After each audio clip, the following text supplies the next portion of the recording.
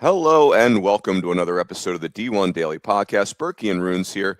All right, Burkie, we're a week away from the season starting. A week from now, if you're listening to this the day it drops, a week from now, people will be traveling. By the way, the first travel day of the season, there's anything more fun than that? No, that's pretty exciting. Yeah, Yep. really exciting. Fun time with your teammates. And but we wanted to take it today and let's just breathe, take a breath, and then let's talk about what are our storylines going into the 2026 season. And this is kind of like a little bit of a roll-up of things we've talked about. So I'm going to do I think there's some big picture storylines. I think coaching changes are really impactful this year. And then I think there's some player stuff that we want to talk about. So I'm going to tee you up and just consider this your lunch menu for today. Okay. Thank you. Okay. Your starter.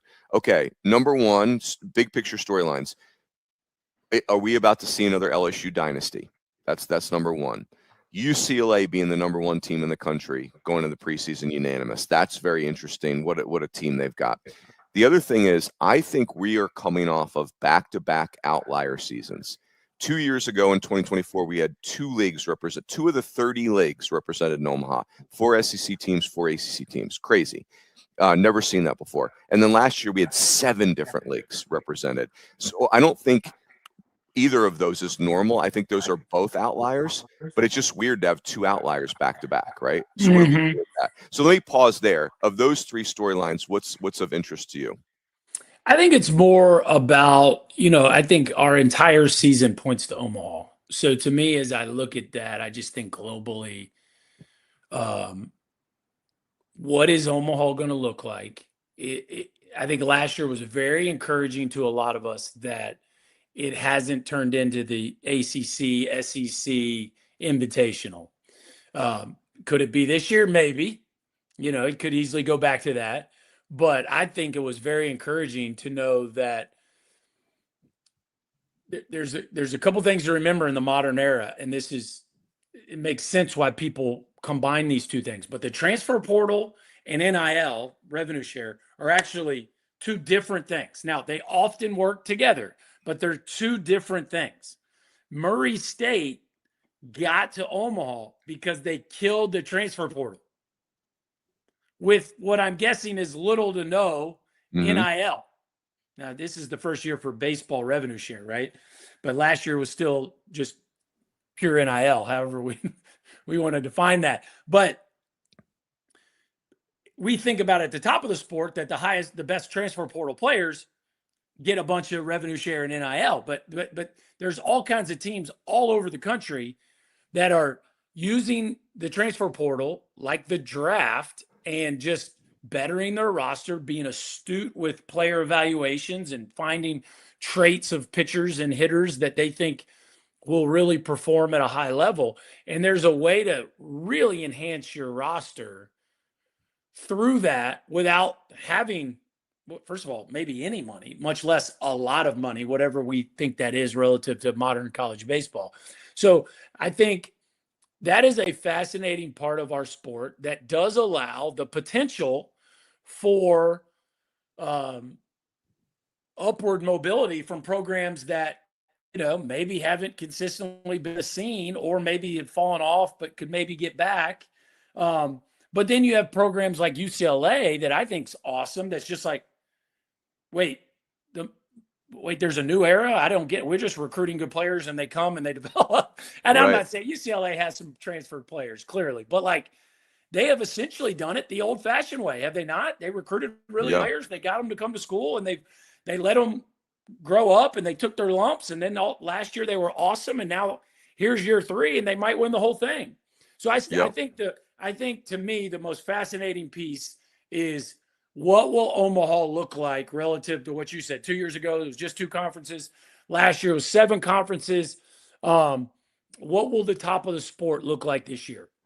Yeah, I think the era we're in, to your point, Burkie, the roster construction is so fun because the coaches can just paint outside the lines. There's so many ways to do it.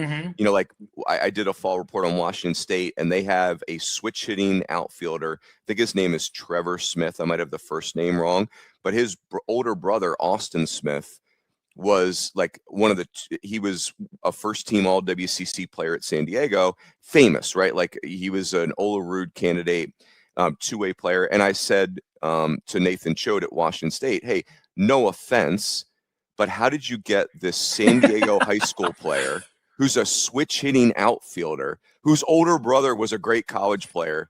Like, how'd you get him? And he's like, man, like he's an outfielder, and that's not an attractive profile in high school recruiting right now. Everybody else is chasing transfers. He was just sitting there for us. And I'm like, gosh, is that fascinating? Like, like that kid, no way is he, he's somewhere else 100%. And then, like Cal Baptist in my WAC preview is going to be my projected regional team for the WAC.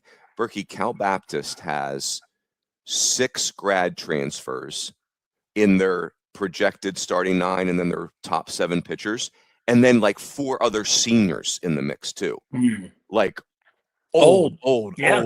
And this is a year after they just got pillaged in the transfer portal, where they had 5 players that, so it's like it is fascinating. And you've heard me say this stat before, but in the modern era, this 64 team era for us, every regional has had, every year we have 16 4 seeds, right? Like there's 16 regionals, so that means 16 4 seeds. So that's 416 total in that era.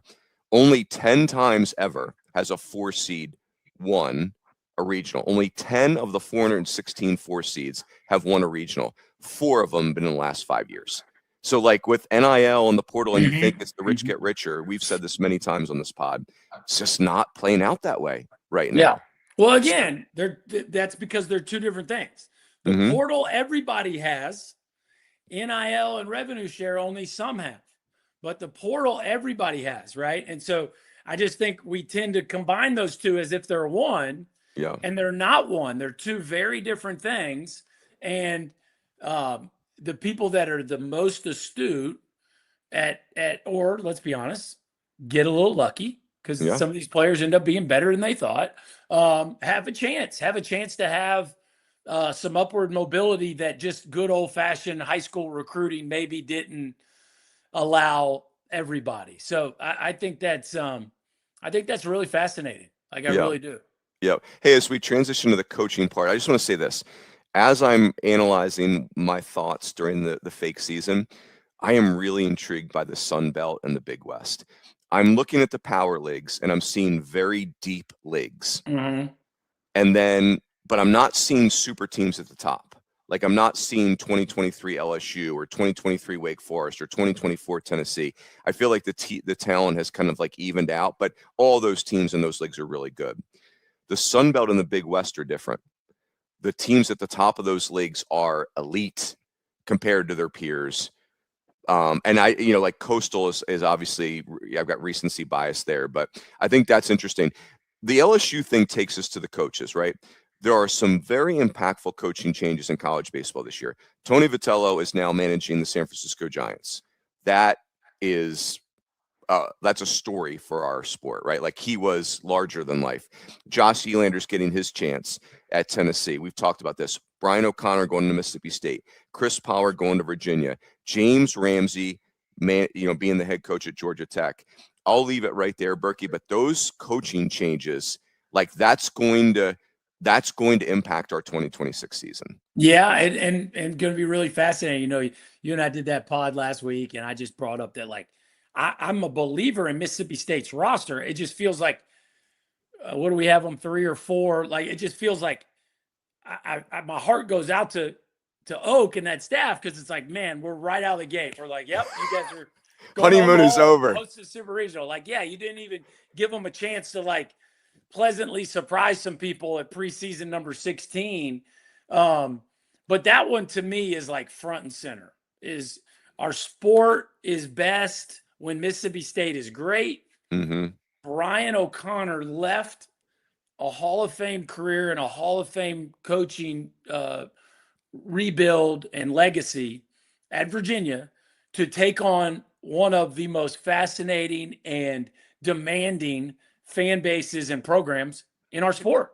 And he did it at a part in his career where I think it's super intriguing, because you could look at it one of two ways. His belly's full and he's just kind of intrigued by doing something different. Or he's actually really hungry for a second chapter and he wants something where he feels like if he's not at his absolute peak, he's not going to live up to the expectations. So he and that's inspiring to me, that like you see a guy that could easily just ride out into the sunset at a place that he built, chooses to put himself on the hot seat. Like, I just think that's just awesome. And it really speaks to what you and I know about Brian O'Connor. Super cool. So my main attention is really there. Like what happens at Mississippi State? I just think that's number one. Number two would be Georgia Tech and James Ramsey.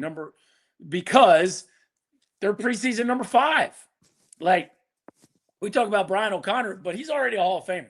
He's already a national championship coach. Like, he can, if it doesn't work out great, okay, he already climbed the mountain. But like for James Ramsey, not only does he take over a storied program in Georgia Tech, but he does it with these expectations of being the best team in the number 2 league in America. And if you're preseason number 5, that means you have Omaha expectations right out of the gate. And, you know, we saw how that went down with Mike Early last year. Not great at Texas A&M, you know. And again, I'm not necessarily hanging the blame on Mike Early being inexperienced, so to speak, but like that's a heavy burden to carry year one, taking over your first head coaching job of being Early was number 1, consensus number 1. For James Ramsey, it's consensus top 10. If you look at all the different polls, like everybody has high expectations for this Georgia Tech team. Yeah, I want to come back to Brian O'Connor in a second, Burkie, but let's camp on this Georgia Tech thing for a second. There's just a lot of stimuli coming at me when I'm thinking about Georgia Tech. Like, okay, they haven't been out of a regional since 2006. Like, they're the team, if you look at the last 20 years, who've been to a ton of regionals and just can't get out of a regional. Like, literally have not been to a super since 2006. So that's a big data point, right? Like, it's hard to get past that. They've been incredibly offensive. They haven't been very good at run prevention. They haven't pitched great. It's been a lot of arm strength, not enough strikes. They haven't played great defense. And I think, in fairness, like, their home park is, I've never coached there, but it just looks like an awesome place to hit. Like, it does. Yeah. Very Wake Foresty, ball gets out of there for sure. Yeah, so there's that. But then, and James Ramsey was an assistant coach there for like the last part of this. And so he recruited a lot of those players, and he's aware of that.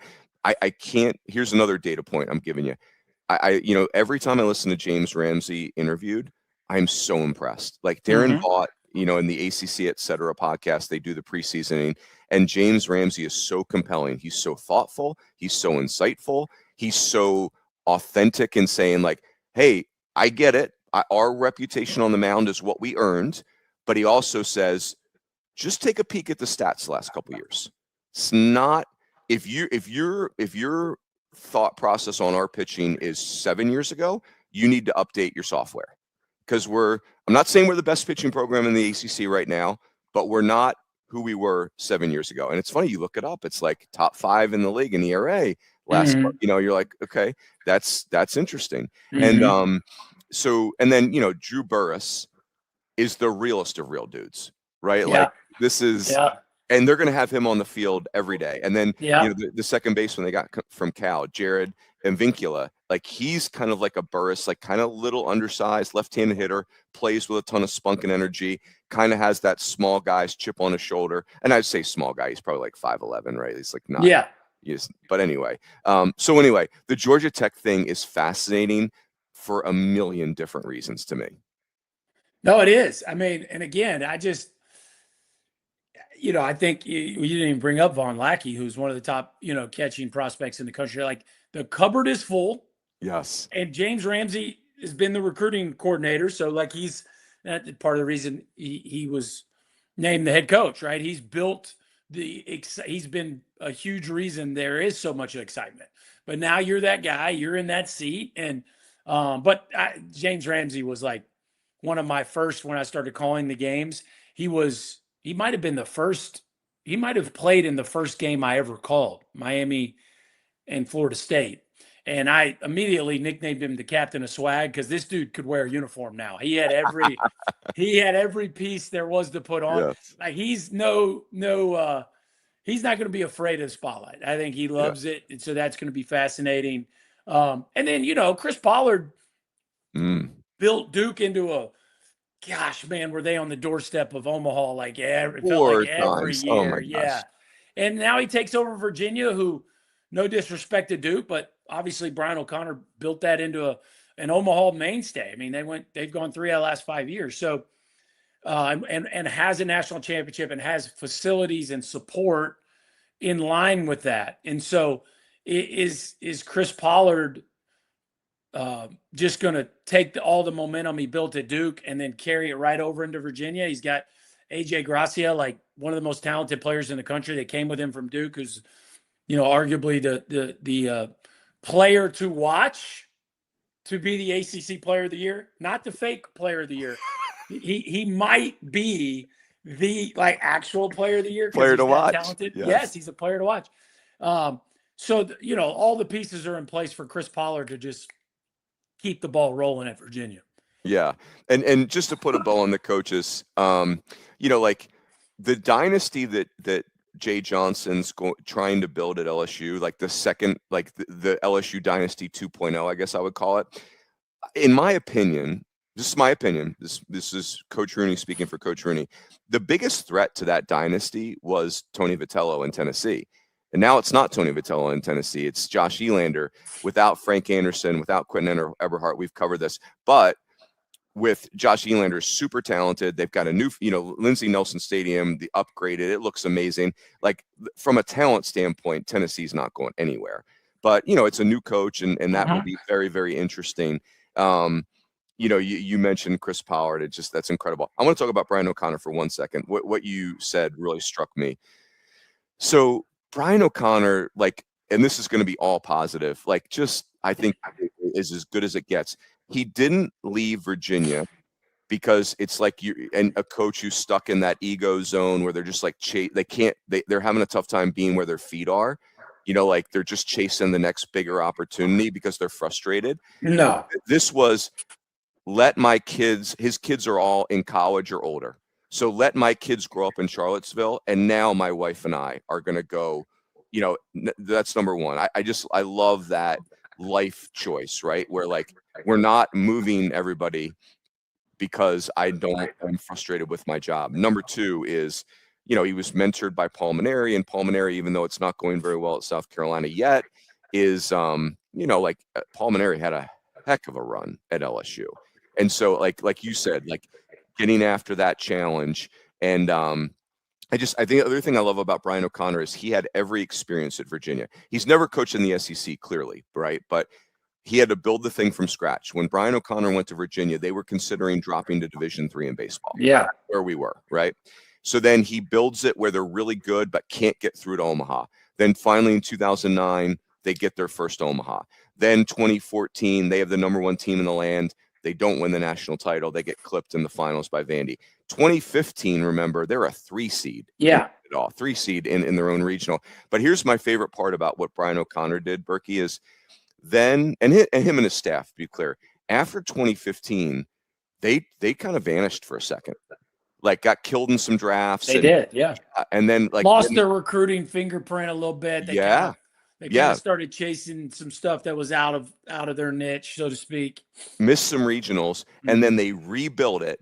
And then coming out of the pandemic, it's Omaha 3 out of 4 years. So I love, if I'm a Mississippi State fan, I love that part. Brian O'Connor knows what it feels like to win a national title, but he also knows what it feels like to have your program elite and then drop. Yeah. And then rebuild it to elite.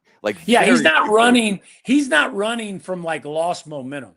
Yes. That's not what he's doing. Yeah, they missed the tournament last year, but that team, honestly, if he didn't lose the series at Florida State due to a tragedy, he probably would have found his, it felt like they were about to do what some of his teams had done in the past. But again, the 3 years before that, or 3 out of the 4 years before that, they were in Omaha. It wasn't they were not backpedaling. That program was not declining. So I just think it's super interesting, clearly, but it's also inspiring that a guy who's accomplished that much is walking right into the Lions' den on purpose because he wants that heat, he wants that edge, he wants that challenge, and he knows he also is given everything that he possibly could want to try to win the whole thing regularly.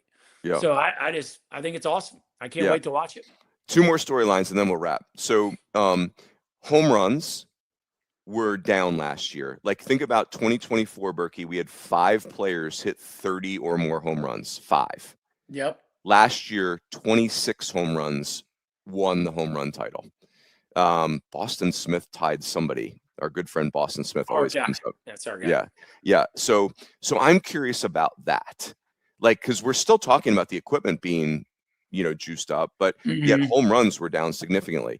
And then the shortstops are a big story in college baseball. I'm going to read to you just some names from the power rankings that will come up, or probably already out by the time you're listening to this. So let me just read 10 shortstop names for you. Okay. Roch Cholowsky, UCLA, Justin LeBron, Alabama, Tyler Bell, Kentucky, Chris Hakopian, Texas A&M. He might not play shortstop, but anyway. Monster Milam, LSU, Maddox Maloney at Oregon, Eric Becker at Virginia, Jake Ogden at Miami, Alex Alicea at Louisville, Jackson Willits at Oklahoma, Colby Branch at Georgia. I mean, we got some real dudes at shortstop this year in college baseball. We do, and arguably 3 of the first top 5 picks, I would say certainly 3 of the top 10 picks in the draft are going to be college shortstops. Roch Cholowsky, Justin LeBron, and Tyler Bell are all going to go in the top 10 picks. And I'm not saying Tyler Bell can't get there, because maybe he can. Maybe he can. We just don't have the track record with him that we have with Cholowsky and LeBron. But, like, LeBron is talented enough to go first. He really is. And so, as much as we just, the articles are written, is Roch Cholowsky the most certain 1-1 since Bryce Harper or what? Like, there's another player in this class that is talented enough to take that from him. And then Tyler Bell, I just love the story of Tyler Bell, because he turned down $2.5 million, whatever it was, bet on himself, and he's going to get 5 or 8 or 10. And have played in college baseball, might go to Omaha with Kentucky, like get to experience big time college baseball on a big time college campus. So, you love that. I love that when kids say, we talked about it with Dylan Cruz all the time. Of course, Dylan Cruz stayed with us for 3 years. Tyler Bell only going to do it for 2, but Cholowsky could have been a first rounder. And Cholowsky and LeBron, UCLA and Alabama are big time schools, big time athletic departments, but good for those kids. And I hate to say this, because I'm not trying to dog anybody that goes into the portal and seeks a big payday, because that's where we're at in college sports. You do you. But both of those kids could have set the record for what somebody would pay for a portal player. And both of them have stayed their whole careers at one place. And I just think that's really cool. And so I'm rooting for all 3 of those kids. And as a former middle infielder, like we are kind of entering, we've been the last few years in this golden era of college shortstops. And this year is going to be no different. Yep. Burkie, final thing. I'm going to set the over under on players who are going to hit 30 home runs this year. So players who hit 30 or more. Over under, I'm going 1.5. Would you like the over or the under? I'll take the under. I think the ball, I don't know what happened with the ball, but I think last year was a perfect place. We had a lot of home runs, but it wasn't silly where we got 5 guys hitting 30 like it had gotten to. And again, that's no disrespect to those players. They're all turning out to be pretty stinking good. Like maybe it wasn't the ball. Maybe we just had some insane run of the most talented hitters in the history of our sport. But I like it better where it's, the dudes are going to hit 20 to 25, but it's not so crazy like it felt like it had gotten there for a little bit. Yeah. I love home runs to the opposite field, but where it gets a little too far is when we're shanking home runs to the opposite field. That feels pop up to right fielder goes back, it's gone. Like, wait a second. Oh gosh, so great. Awesome. All right, It's almost people. here, Roons. The fake season is almost over. Yeah. You have really, really done a nice job, and you have pulled me through it, kicking and Yes. screaming. But we're almost there, Roons. And by the way, the 2-week forecast as we sit here recording these pods, we're 8-10 days away from opening day. It's improving in a lot of the Nice. middle part of the country. It's improving. Okay. So We like that. yes. Oh, that's awesome. All right, people. We're a week away from the real season. Let's go. Everyone have a great weekend, and we will catch you next time on the D1 Daily Podcast.